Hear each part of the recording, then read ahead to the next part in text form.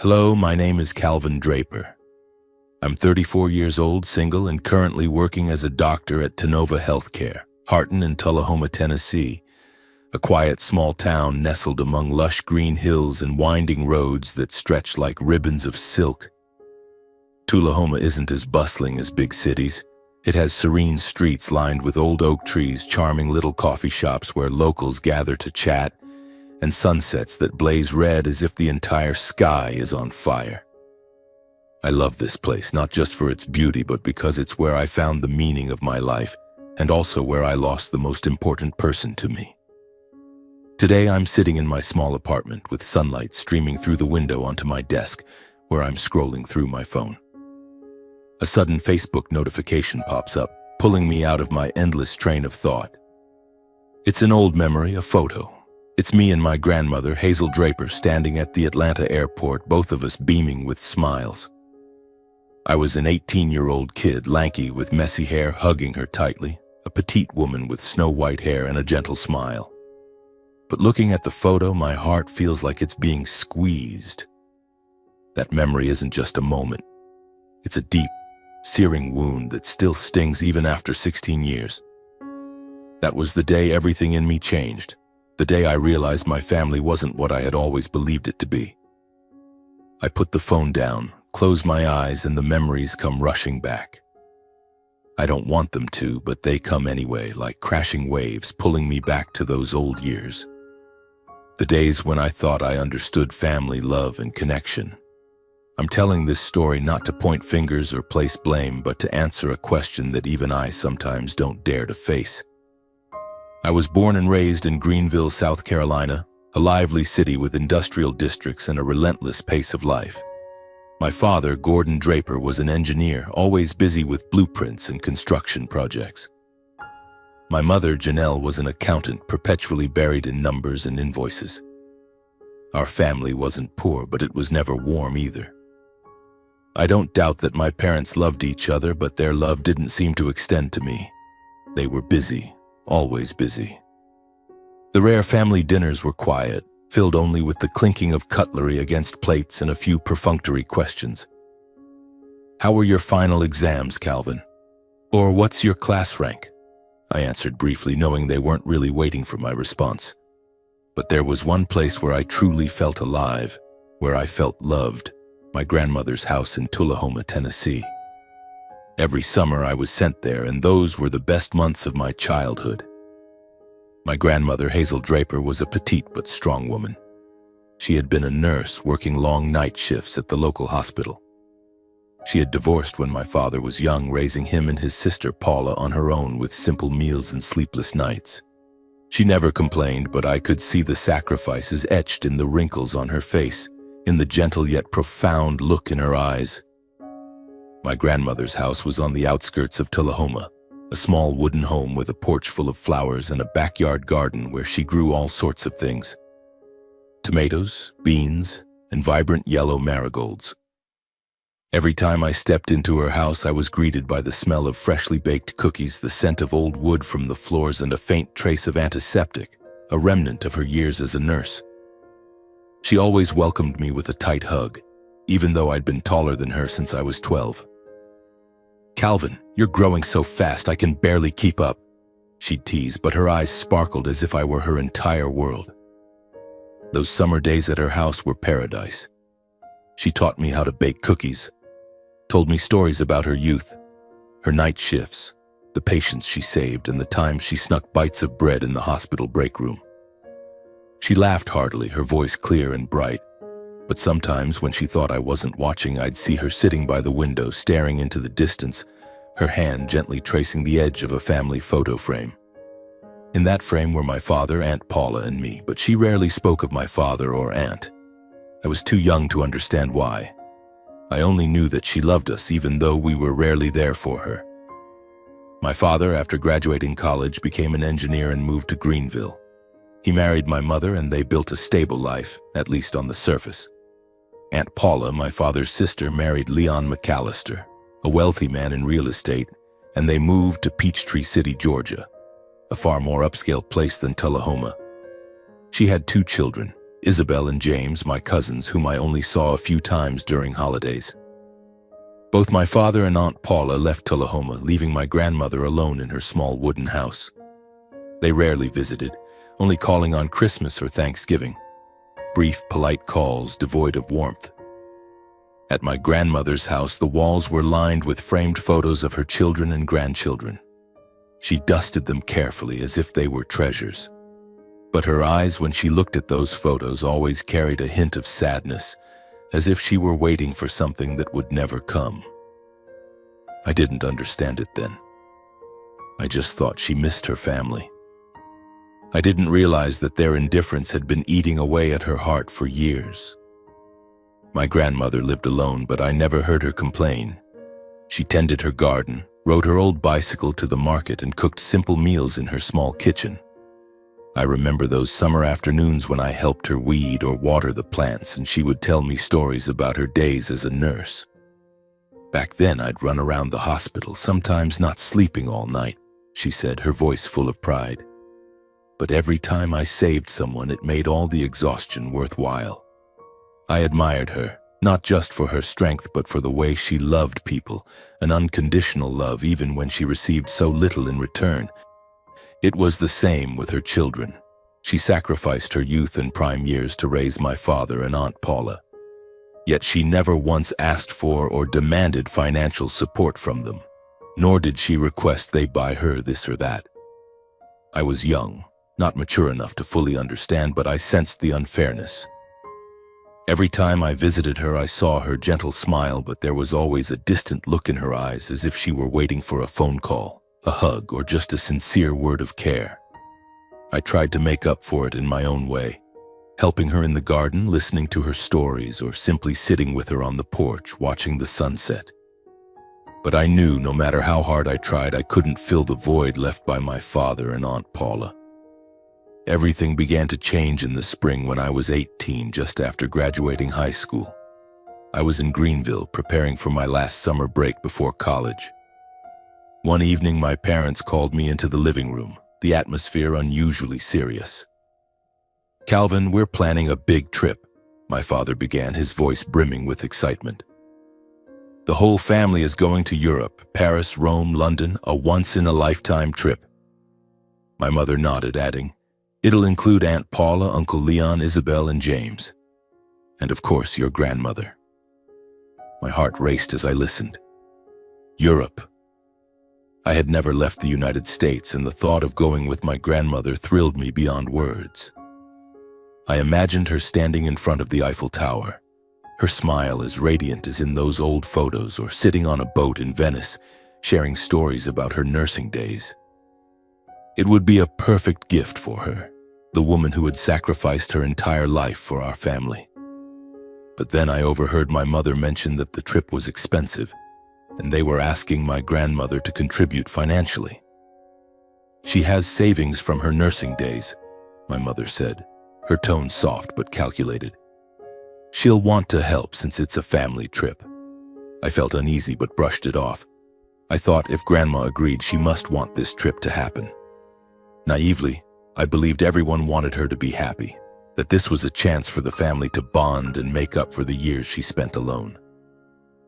In the weeks that followed, I noticed a strange shift in how the family treated my grandmother. My father started calling her more often, his voice sweeter than I was used to. "How's Mom doing? Eating well? I'm thinking of you," he'd say, but I sensed a lack of sincerity in his words. Aunt Paula called too, even sending gifts, a luxurious wool scarf that my grandmother carefully stored away, saying, "It's too nice to use." I saw my grandmother smile more during those calls, but her eyes held a trace of doubt, as if she sensed something wasn't right. Then one weekend, the entire family unexpectedly descended on Tullahoma. Me, my parents, Aunt Paula, Uncle Leon, Isabel, and James all crammed into my grandmother's small wooden house. The atmosphere that day was odd. Everyone was laughing, asking after her, but it felt like they were putting on a performance. My father sat beside her, holding her hand, talking about the Europe trip with infectious enthusiasm. "Mom, this is a chance for the whole family to be together. You have to come. It's what you deserve." Aunt Paula nodded, chiming in. Mom, we want you to be happy. Come with us, please. Isabel and James, my cousins, sat quietly, glued to their phones, barely engaged. My grandmother sat silently, fidgeting with the hem of her sweater. She shook her head, her voice soft. I'm old. My health isn't good.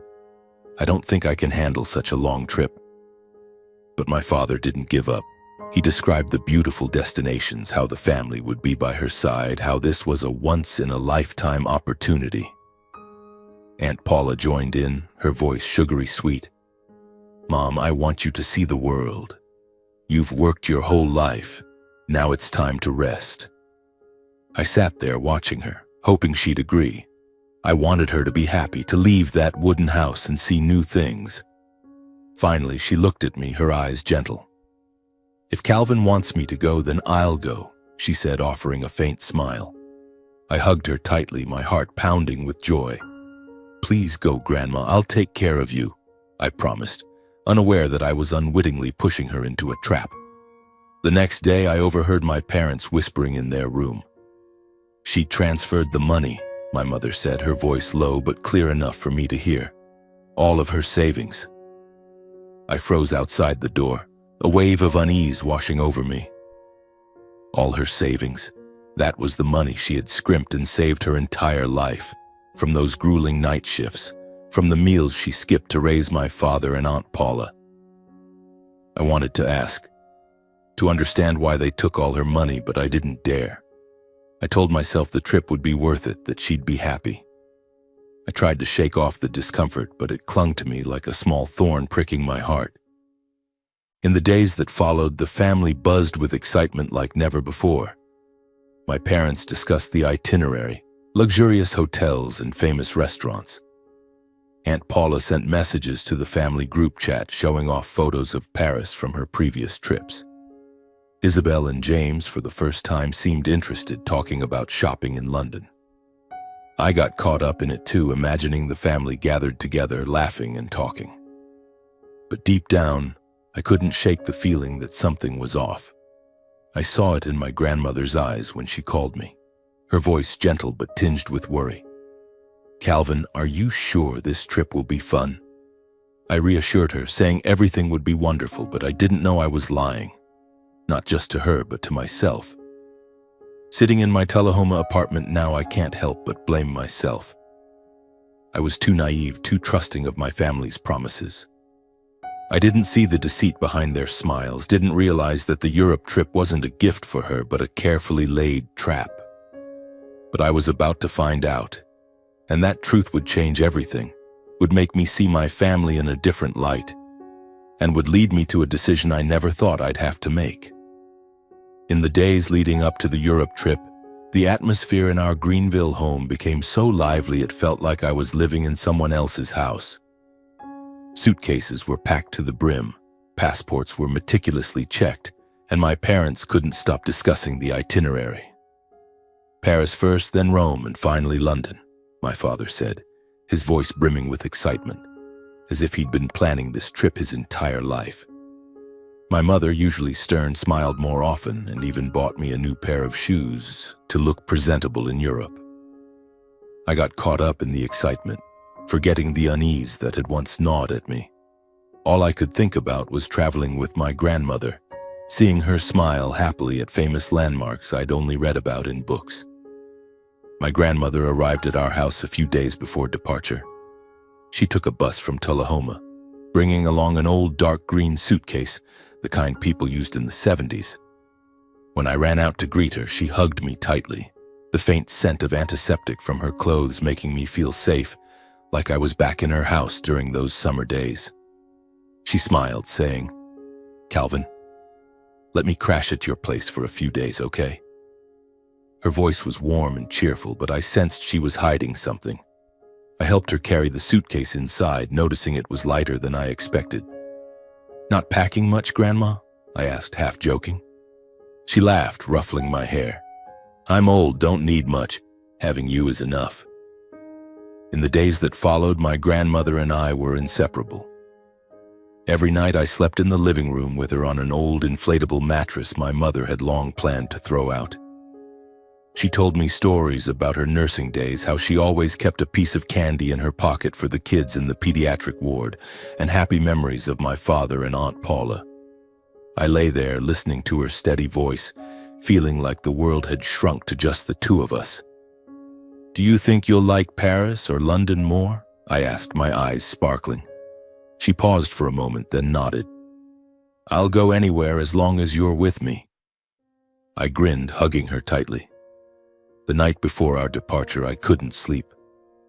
I lay on the sofa watching my grandmother sleep soundly on the inflatable mattress nearby. Moonlight from the window illuminated her face, highlighting the wrinkles, marks of her years of sacrifice. I told myself this trip would be a gift for her, a chance for her to see that the family still loved her. I didn't know I was dreaming, that what was about to happen would shatter that dream into pieces. On the day of departure, the house was buzzing with nervous excitement. My father checked the plane tickets, my mother organized the luggage, and I helped my grandmother tie her shoelaces.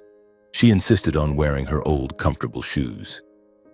We piled into the car and drove from Greenville to Hartsfield-Jackson International Airport in Atlanta, a nearly 3-hour trip. In the car, my parents chatted and laughed, but my grandmother was quiet, her hands clasped tightly, her eyes gazing out the window. I held her hand and whispered, "Don't worry, Grandma, it's going to be so much fun." She smiled, but it was a frail smile, as if she was trying to reassure me. When we arrived at the airport, Aunt Paula's family was already waiting in the main terminal. Aunt Paula wore a striking red coat. Uncle Leon stood beside her with sunglasses like he was vacationing in Hollywood, and Isabel and James were glued to their gaming devices. "Hazel, how are you, Mom?" Aunt Paula said, giving my grandmother a quick, perfunctory hug. Uncle Leon nodded in greeting, while Isabel and James barely looked up from their screens, only glancing for a second before returning to their games. My grandmother seemed a bit uneasy but smiled, trying to blend into the mood. We wheeled our suitcases to the check-in counter. The airport was bustling with constant loudspeaker announcements, the smell of coffee from a nearby stand mingling with the sound of suitcase wheels rolling on the floor. I stood next to my grandmother, eagerly watching the line of people, imagining us boarding the plane and starting our adventure. But then I noticed something was wrong. My father was talking to an airport staff member, his voice slightly sharp. My mother stood beside him, her face tense. Aunt Paula and Uncle Leon were whispering to each other, their eyes avoiding my grandmother. "Grandma, it's our turn," I said, pulling her forward. But she stood still, her expression confused. "Calvin, wait. Where's my ticket?" she asked, her voice soft but sharp, as if she'd just realized something. I looked at my father, waiting for him to respond. But he turned around, his face slightly flushed, and said, "Mom, there's a slight issue with the booking system. Your ticket, it seems it hasn't been confirmed." My heart skipped a beat. Not confirmed. How could that be? This trip had been planned for months. "What do you mean, not confirmed?" I asked, my voice louder than I intended. My mother stepped in, her tone soothing but artificial. "Calvin, calm down. It's probably a system error. We'll sort it out later." But my grandmother wasn't easily placated. She stepped forward, looking directly at my father. "Gordon, tell me the truth. Did you never book a ticket for me?" Her voice was calm, but I could hear the hurt in it, like a crack spreading wider. My father hesitated, glancing at my mother as if seeking rescue. Then he sighed and said, "Mom, you're getting old and your health isn't great. A trip this far isn't practical. Stay home and rest. We'll take you somewhere closer next time." His words were gentle, but they hit me like a slap in the face. Stay home? Next time. I looked at Aunt Paula and Uncle Leon, hoping they'd speak up, but they were busy talking to each other as if this had nothing to do with them. My grandmother stood there, clutching the handle of her suitcase, her eyes desolate. I saw her shoulders tremble slightly, but she didn't cry. She just looked at my father, then my mother, then Aunt Paula, as if searching for a shred of truth in their eyes. But no one met her gaze. I felt my blood rushing, my heart pounding. "Dad, Mom, what are you talking about? She paid for this trip. How could you do this to her?" I nearly lost control, my voice drawing glances from people nearby. "Calvin, calm down," my mother snapped. "You don't understand. This is adult business." But I couldn't calm down.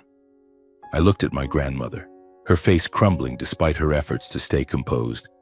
In that moment, I realized they had never intended to take her along. All of her savings, the money she had painstakingly saved from her night shifts, from the meals she skipped to raise my father and Aunt Paula, had been taken not to bring her joy but to fund their lavish trip. It felt like the ground beneath me collapsed. All the promises, the sweet phone calls, the sudden visits, it was all an act. I looked at my parents, Aunt Paula, Uncle Leon, and even Isabel and James, the people I once called family.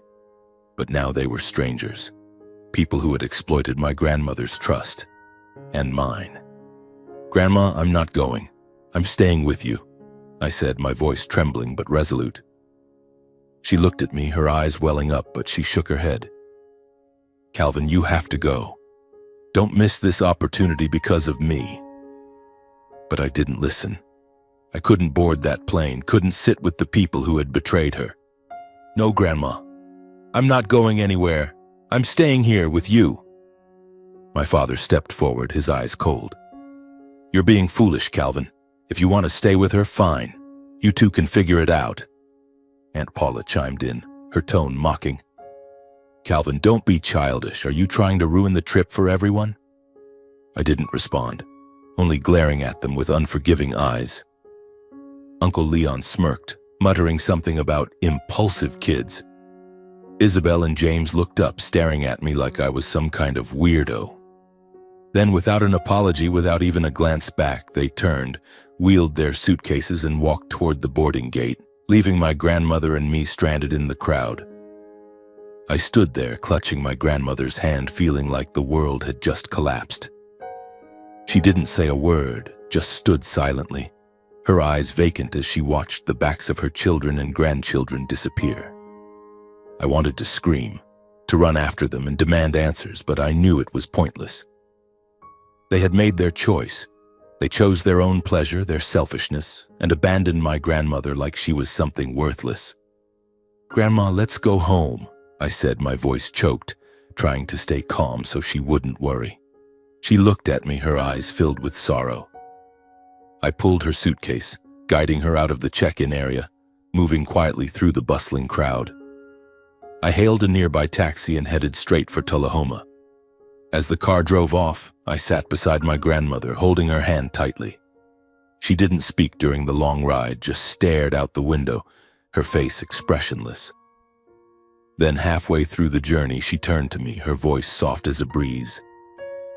"Is it because I'm poor, because I'm outdated, that they didn't want me to come, Calvin?"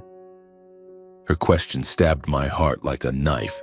I wanted to scream, to tell her no, that she was the most wonderful person I'd ever known. But I only held her hand tighter, whispering, "No, Grandma, it's not your fault. They don't deserve you." She nodded, but I knew she didn't believe me. Her eyes still carried that pain, the pain of a mother, a grandmother who had sacrificed her entire life only to be betrayed by her own children. When the taxi stopped in Tullahoma, it was already dark. I brought my grandmother back to her familiar wooden house, where the smell of cookies and old wood still enveloped us. She walked inside, sat in her armchair, and clutched the family photo frame. I knelt beside her, hugging her tightly. "Grandma, I won't let them hurt you again," I said, my voice breaking. At that moment, I didn't know what I would do, but I knew one thing. I wouldn't let this be swept under the rug. Never. I stood up to find the light switch, turning on more lights to try to brighten the room, but it couldn't dispel the gloom that enveloped us. My grandmother remained seated, her frail hands clutching the photo frame, her eyes fixed on the smiling faces in the family picture. My father, my mother, Aunt Paula, Uncle Leon, Isabel, James, and me. But now those smiles felt like a lie. My heart felt like it was being squeezed. I wanted to say something to comfort her, but the words were stuck in my throat. How could I ease her pain when the people closest to her had betrayed her? "Calvin, go to your room, it's late," she said, her voice weak, forcing a smile. but I shook my head, holding her hand tighter. "I'm not going anywhere, Grandma. I'm staying here with you." She looked at me, her eyes glistening, but she didn't cry. My grandmother was strong, stronger than anyone I'd ever known, but I could see the crack in her heart, deep and painful. I couldn't let this go, couldn't let my parents and Aunt Paula enjoy their lavish trip funded by her life savings while she was left behind like something worthless.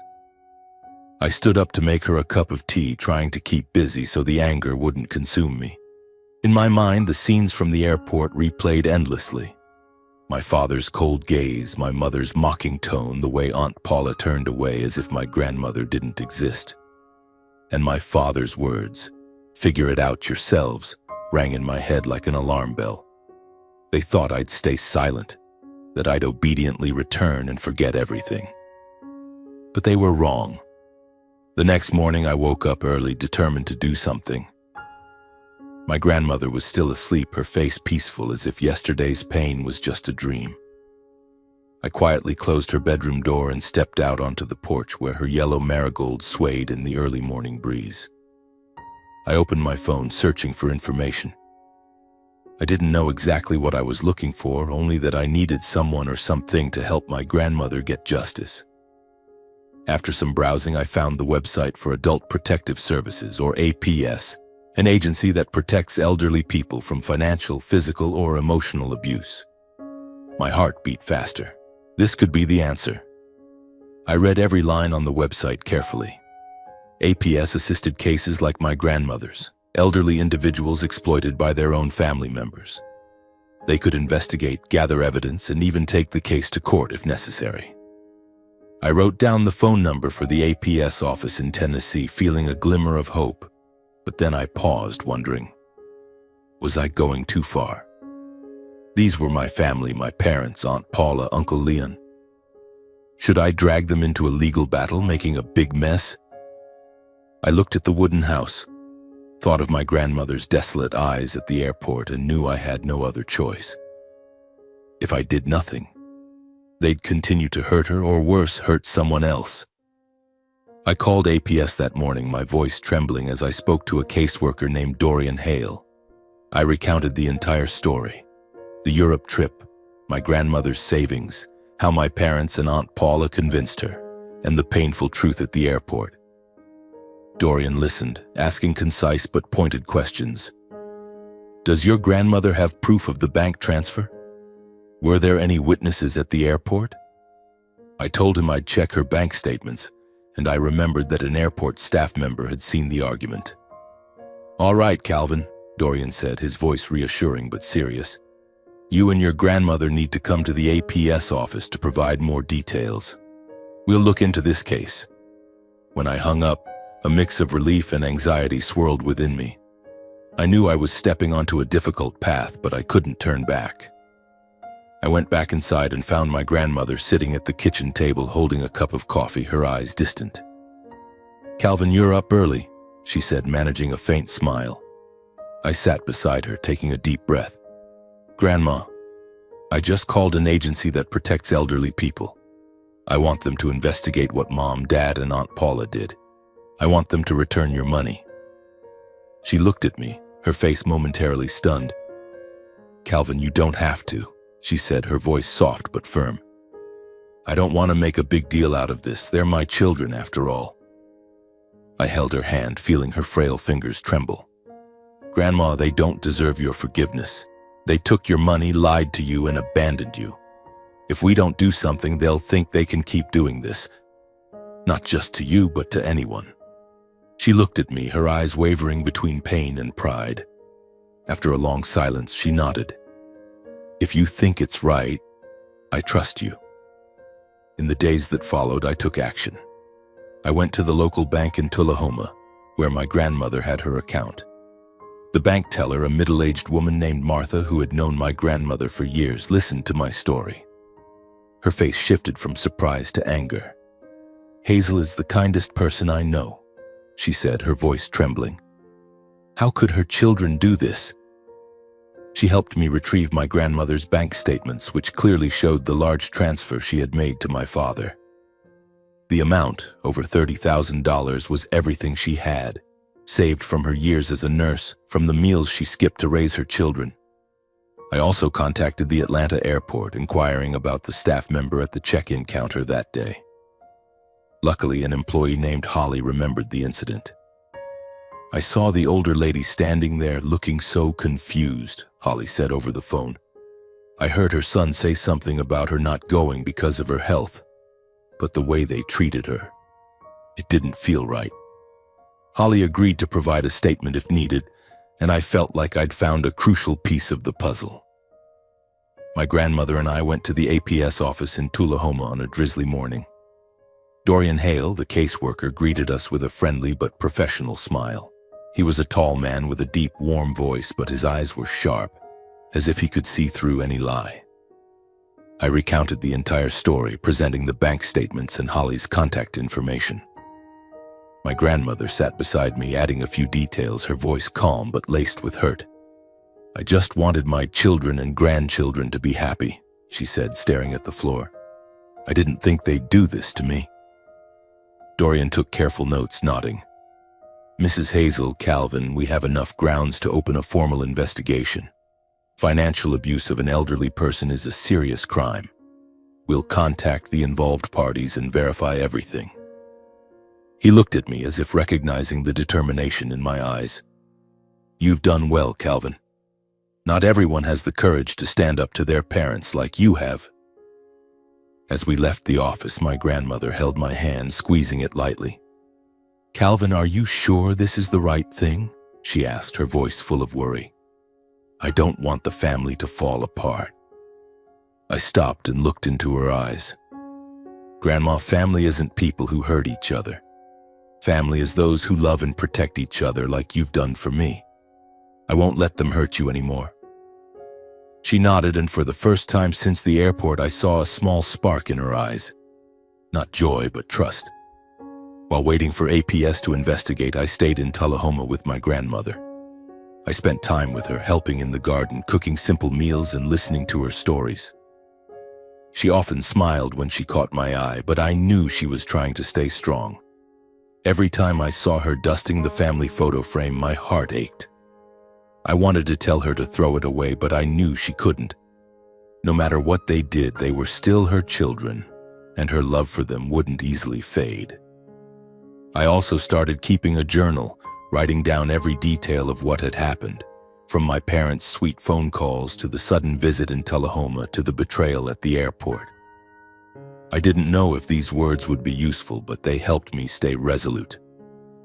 Every night after my grandmother went to bed, I sat at the kitchen table writing and telling myself, I have to do this. For her. For justice.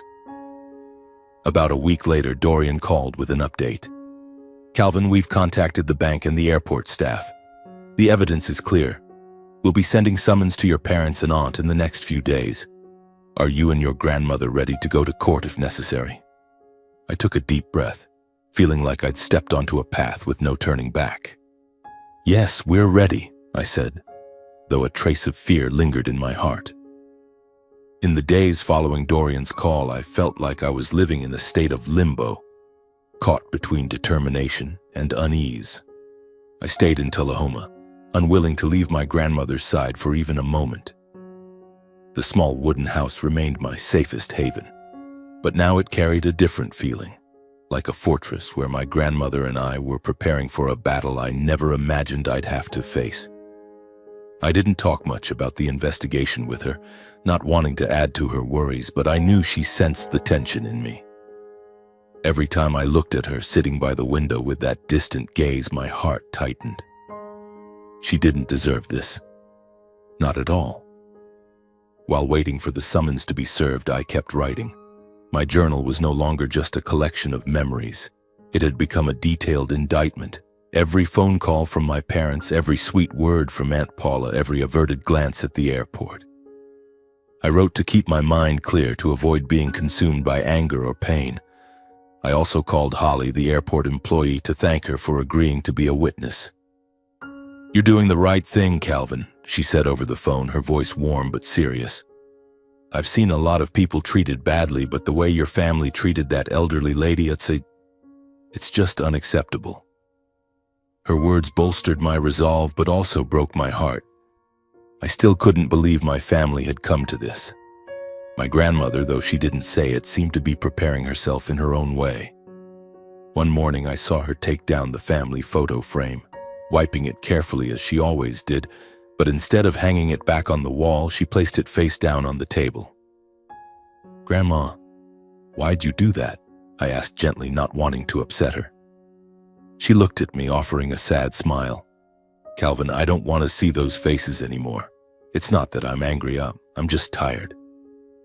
Her words cut like a knife, but I understood. She wasn't just tired from what had happened, but from the long years of waiting for love from the children she had sacrificed her life to raise.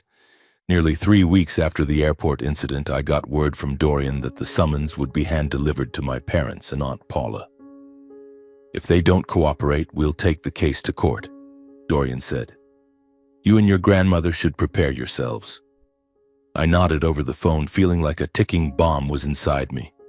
I didn't know how my parents and Aunt Paula would react when they received the summons.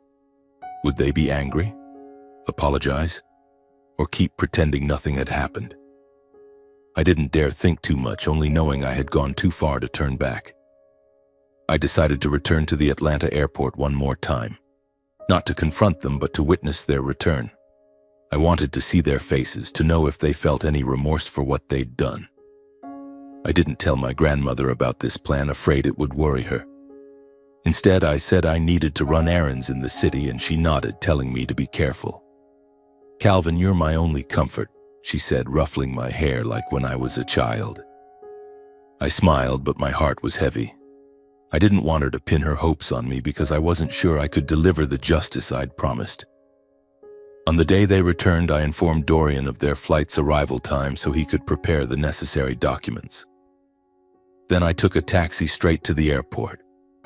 I waited in the arrivals area at Hartsfield-Jackson, blending into the crowd. I had my phone ready, set to record video, not to gloat or seek revenge, but to capture the truth, another piece of evidence if needed. My heart pounded as I watched the stream of people emerge from the arrivals gate. Then I saw them. My parents, Aunt Paula, Uncle Leon, Isabel, and James. They were laughing and chatting, pulling suitcases adorned with stickers from European cities.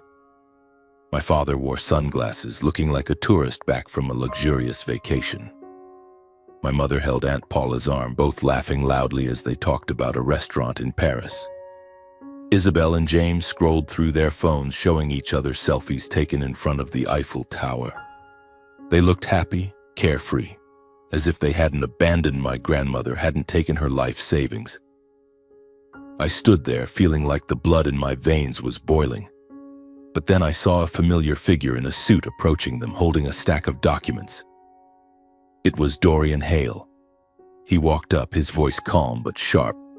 "Mr. Gordon Draper, Mrs. Janelle Draper, Mrs. Paula McAllister, Mr. Leon McAllister, I'm Dorian Hale from Adult Protective Services. I have summons related to allegations of financial abuse against Mrs. Hazel Draper." The air froze. The smile on my father's face vanished. My mother stood stunned, and Aunt Paula's eyes widened, clutching her purse as if it could shield her. "What? This is some kind of mistake," my father snapped, his voice trembling slightly. Dorian remained composed, handing each of them a summons. "You'll have time to explain. Please read these carefully and contact us within a week." Isabel and James exchanged looks, clearly confused about what was happening, but I saw irritation in their eyes. Uncle Leon muttered something under his breath while Aunt Paula turned to my mother, whispering, "Hazel did this? She dares to sue us?" I stepped out from the crowd, unable to hold back any longer. "No, it wasn't, Grandma," I said, my voice cold as ice. "It was me. I reported you to APS. Did you think you could take her money, abandon her, and then go enjoy yourselves?" My father stared at me, his face red with anger. "Calvin, you're out of your mind. You dare do this to your family?" My mother cut in, her voice shrill. "You're ruining the whole family, son. Aren't you ashamed?" Aunt Paula just shook her head, sneering. "You're just like your grandmother, foolish and stubborn." I didn't respond, only staring into their eyes one by one. I saw anger, panic, but not a trace of remorse. They didn't apologize, didn't ask about my grandmother, didn't acknowledge their mistake. I turned to Dorian, nodding. Thank you. I'll see you at the office. Then I looked at my parents and Aunt Paula one last time. I'll be with Grandma. Don't look for me. I turned and walked away, feeling like I had just severed the final thread connecting me to the people I once called family. On the way back to Tullahoma, I didn't cry, but my heart was heavy. I had done the right thing, I knew that, but why did it hurt so much? I thought of my grandmother, of her question at the airport. Is it because I'm poor, because I'm outdated? I vowed to myself that I'd never let her ask that question again. I would protect her no matter the cost. When I got home, my grandmother was sitting in her armchair, holding an old book, but her eyes unfocused. Calvin, where have you been all day? She asked, her voice gentle but worried. I sat beside her and told her everything, from going to the airport to confronting my parents and Aunt Paula to the APS summons. She listened without interrupting, but I saw her shoulders tremble slightly. Calvin, I didn't want you to face them, she said, her voice choked. They're still your parents, your family. No, Grandma, I said, holding her hand tightly. Family is those who love and respect each other. They don't deserve to be my family. You are my family. She looked at me, her eyes welling up, then hugged me tightly. For the first time since the airport, I saw her cry. Not from pain, but from emotion. Thank you, Calvin, she whispered. I don't know what I did to deserve a grandson like you. In the days that followed, my grandmother and I tried to return to a normal routine, but I knew we were both waiting for something. A response from my parents, from Aunt Paula, or from APS. I continued working with Dorian, providing additional information when he requested it. He said my parents and Aunt Paula had contacted APS, trying to claim that my grandmother's money was a voluntary gift. But Dorian wasn't easily swayed. We have the bank statements, the airport employee's testimony, and Mrs. Hazel's account, he said. They'll have to face the consequences. I didn't know what those consequences would be, but I knew one thing. I had chosen to stand by my grandmother, and I would see it through to the end. I looked at her, watching her tend to her garden, clean the wooden house, and now she had me by her side. And I made a silent promise to myself that no matter what happened, I would never let her be alone again. The day of the court hearing was set, and I felt like the weight of the world was pressing down on my shoulders. The trial would take place at the local courthouse in Tullahoma, a small but dignified building with red brick walls and oak trees surrounding it. Dorian had prepared everything, the bank statements, the testimony from Holly, the airport employee, and the detailed accounts from me and my grandmother. But my grandmother refused to attend the hearing. I don't want to see them there, she said, her voice soft but resolute. Calvin, you go in my place, I trust you. I wanted to protest, to have her there to witness justice being served, but I understood. Facing my parents and Aunt Paula in the courtroom would be like rubbing salt into her wounds. I nodded, hugging her tightly before leaving the house. I'll do my best, Grandma, I promised, though I wasn't sure I had the strength to face them. On the morning of the hearing, I wore a white dress shirt that my grandmother had carefully ironed for me, clutching the folder of documents Dorian and I had prepared. As I stepped into the courtroom, my heart pounded so hard it felt like my whole body was trembling. My parents and Aunt Paula were already there, seated on the other side of the room with a lawyer in a gray suit who looked stern but confident. My father glared at me, his eyes cold, as if I were the traitor. My mother kept her head down, avoiding my gaze. Aunt Paula shot me a scowl, her lips tightly pressed together.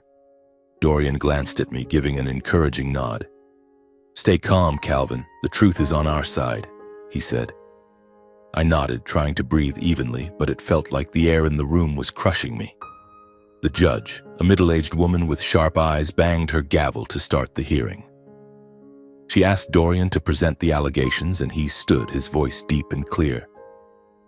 We accuse Mr. Gordon Draper, Mrs. Janelle Draper, Mrs. Paula McAllister, and Mr. Leon McAllister of financially abusing Mrs. Hazel Draper, an elderly person, by deceiving her into transferring her entire savings under the pretense of a family trip, only to intentionally exclude her from it. My parents' lawyer stood up, immediately objecting. "Your Honor, my clients did not commit fraud. Mrs. Hazel voluntarily transferred the money as a gift to the family. There is no evidence of coercion."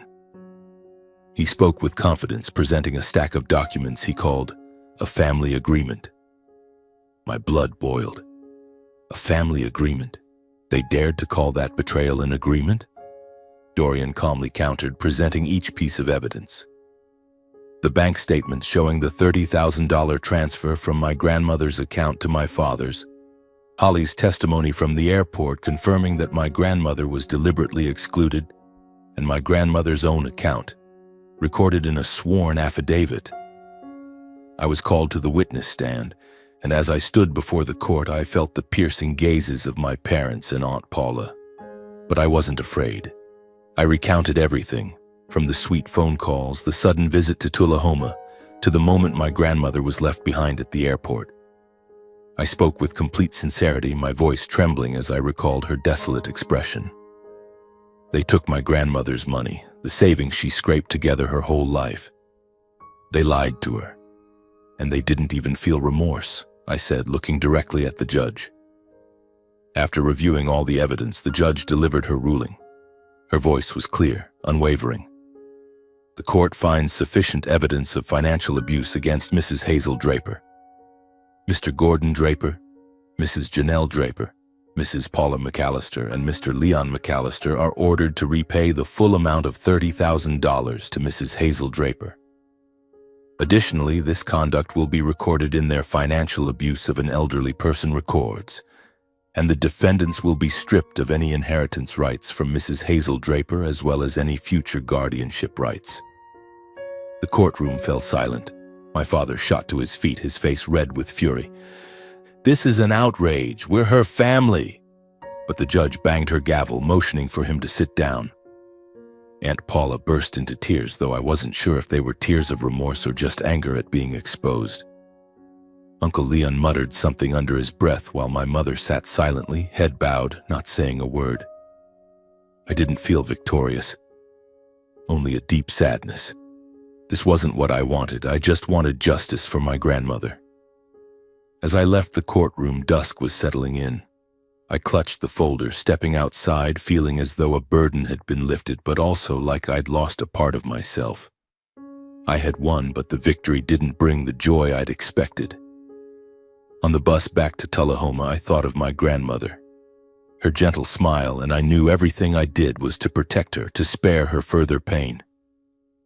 When I got home, my grandmother was sitting in her armchair. I knelt beside her and recounted everything that happened in court. She listened quietly, nodding slightly. When I finished, she sighed, her voice tinged with sadness. If only they knew how to love truly. Her words cut like a knife, but I held her hand and said, "Grandma, I love you truly, and that's enough." She smiled, a faint but warm smile, and for the first time I felt she was beginning to heal. In the days following the trial, the wooden house in Tullahoma returned to its familiar rhythm, but something had changed. The heavy air of anticipation and worry about what my parents and Aunt Paula might do next was gone. The court's ruling was like a period, closing a painful chapter but opening a new one for my grandmother and me. The $30,000 was returned to her bank account, but she didn't touch a cent of it. "This money is for you, Calvin," she said firmly. "I don't need anything else. Having you is enough." I wanted to protest, to tell her it was her money, the fruit of her life's labor, but her eyes silenced me. I knew she didn't want to dwell on the past, didn't want that pain to continue controlling her life. We began rebuilding our lives, one small step at a time. I decided to stay in Tullahoma, not returning to Greenville. I enrolled in a nearby community college with a pre-med program. Since I was a child, I had dreamed of becoming a doctor, partly inspired by my grandmother's stories of her nursing days, how she cared for patients with all her heart. "I'll save people like you did," I told her one afternoon as we weeded the garden together. She smiled, ruffling my hair. You'll do even better than me, Calvin. I believe in you. To make meaningful use of the restitution money, my grandmother and I decided to join a painting class at the Tullahoma Community Center. It was my idea. I wanted her to try something new, something untainted by past hurts. The class took place every Wednesday evening in a small room filled with the smell of oil paint and the laughter of neighbors. At first, my grandmother was hesitant, saying she hadn't held a paintbrush since her youth. Back then, I drew heart diagrams for doctors. Painting landscapes now will probably be a mess, she joked, but her eyes lit up when she picked up the brush. I sat beside her, clumsily painting a lopsided tree while she carefully sketched Tullahoma's hills, each stroke as gentle as her heart. Those painting classes became the highlight of our week. My grandmother started laughing more, sharing funny stories about spilling paint on her shirt or accidentally painting a bird that looked like a banana. I watched her, seeing life return to her eyes, and I knew I had made the right choice by staying here with her. In the months that followed, I balanced school with volunteering at the local hospital where my grandmother had once worked. I pushed wheelchairs for patients, assisted nurses, and sometimes just sat listening to elderly patients' stories. Each time I walked through the hospital corridors, I felt like I was treading the same path my grandmother once had, and it strengthened my resolve. I studied diligently, spending hours preparing for the MCAT, and whenever I grew tired, I looked at the painting of marigolds my grandmother had hung on my bedroom wall, reminding myself why I was doing this. My grandmother changed too. She became more involved in community activities, not just the painting class, but also senior group meetings. She made new friends who valued her for her kindness and strength. One day, Martha from the bank visited, bringing a plate of homemade cookies. "Hazel, I hear you're quite the artist," Martha said, her eyes twinkling. My grandmother smiled a bit shyly. "Just painting for fun, Martha, but it's joyful." I sat there watching the two women chat and felt warmth in my heart. My grandmother was no longer alone, but not everything was perfect. Sometimes I caught her sitting alone, staring out the window with that familiar sadness in her eyes. I knew she still thought about my parents, about Aunt Paula, about what she had lost. I tried to fill that void, but I knew I couldn't replace the children she loved. I could only be there, love her, and hope it was enough to help her heal. Time passed, and I passed the MCAT with a score high enough to get into medical school. The day I got the results, I ran home and hugged my grandmother. "Grandma, I did it! I'm going to medical school!" She smiled, tears glistening in her eyes. "I knew you would, Calvin. You're my pride." We celebrated with a simple dinner. Her cookies and a plate of spaghetti I clumsily cooked. It was one of the happiest days of my life, but the joy didn't last. In my second year of medical school, my grandmother began to weaken. She coughed more, grew more tired, and sometimes had to stop in the garden to catch her breath. I insisted she see a doctor, though she brushed it off, saying she was just getting old. But the doctor's diagnosis hit me like a punch to the heart. Lung cancer, late stage. "We could try chemotherapy, but it'll be tough," the doctor said, his voice somber. I looked at my grandmother, saw her sitting upright, her eyes calm. "Calvin, I don't want chemo," she said. "I've lived enough. I just want to be home with you." I wanted to argue, to beg her to try, but I knew her mind was made up. I took a leave from school to care for her, but she shook her head. "You have to keep studying, Calvin. Don't let me be a burden." I cried for the first time in front of her. "You're never a burden, Grandma. You're the reason I'm doing all this." She hugged me, and we sat there in the wooden house quietly together. In her final months, my grandmother still tried to live fully. She painted more, gifting her artwork to neighbors and friends. She taught me how to make her cookies properly, laughing heartily when I burned the oven. And she shared stories she'd never told before, about her dreams as a young woman, the times she nearly gave up but stood tall for my father and Aunt Paula. I wrote everything down, not wanting to forget a single moment. The day I graduated medical school, my grandmother was bedridden at home, too weak to sit up. I wore my cap and gown, bringing my diploma to show her. "Grandma, I did it," I said, my voice breaking. She smiled, gripping my hand tightly. "I'm proud of you, Calvin. You're my doctor." It was the happiest day of my life, but also the saddest. That night, my grandmother passed away peacefully in her sleep, in the wooden house she loved. I sat in the now silent house, holding her marigold painting, feeling like a part of me was gone forever. But I knew she was still here, in the flowers in the garden, in the scent of cookies lingering in the kitchen, in my heart. She had taught me about love, courage, and standing up for what's right, and I would carry those lessons with me for the rest of my life. I organized my grandmother's funeral at the local church, a small but warm place where she used to attend every Sunday. I chose a clear day, when Tullahoma's hills glowed under the sunlight, as if nature itself wanted to bid her farewell. Standing before the altar, I looked at her photo, her gentle smile, her kind eyes, and tried to keep my voice steady as I delivered the eulogy. "My grandmother, Hazel Draper, was the strongest woman I've ever known," I said, my voice trembling. "She sacrificed her entire life for her family, for the people she loved, and even though she didn't always receive the love she deserved, she never stopped loving. She's the reason I'm standing here today, the reason I know what's right, what matters."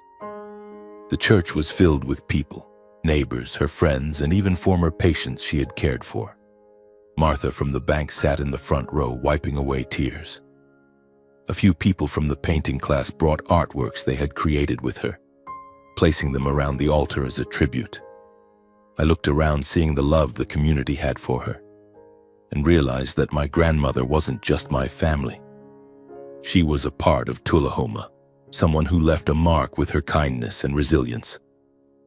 I sent a message to my parents and Aunt Paula, informing them of her funeral. I didn't expect them to come, but I still wanted them to know. I kept it brief, emotionless. "Grandma passed away. The funeral will be held on Saturday at First Presbyterian Church in Tullahoma." I received no response, no call, no text. On the day of the funeral, I stood at the church door, foolishly hoping they might show up, if only to say a final goodbye. But as the doors closed and the service began, I knew they had chosen not to come. Their absence didn't surprise me, but it still left a lingering ache in my heart. After the funeral, I returned to the wooden house, sitting alone on the porch, looking out at the marigold garden my grandmother loved. I thought about the past few years, from that day at the Atlanta airport to the trial, to her final months. I didn't regret standing up against my parents and Aunt Paula, but I wondered if there could have been a way to avoid our family's collapse. Then I remembered my grandmother's words, "If only they knew how to love truly." And I realized it wasn't me who had torn the family apart. They had done that long ago when they chose selfishness over love. I decided to stay in Tullahoma, not just because it was where my grandmother had lived, but because it was where I felt I belonged.